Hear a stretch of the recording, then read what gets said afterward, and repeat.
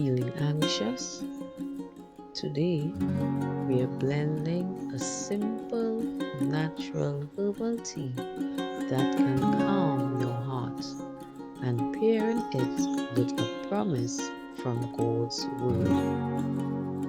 To make this soothing chamomile tea, you need 1 tablespoon of dried chamomile flowers, 1 cup of hot water, and optional honey or lemon for flavor. Steep the chamomile in hot water for 5 to 10 minutes. Inhale the steam and let its natural calming compounds relax your nervous system.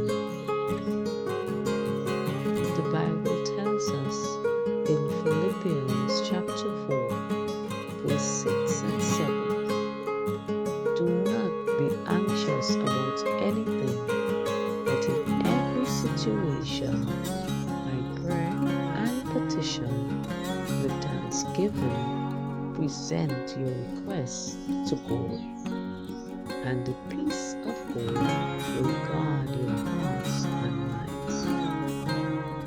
As you sip this tea, remember, God is near.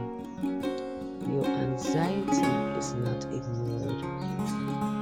Let His peace settle over you like a gentle covering.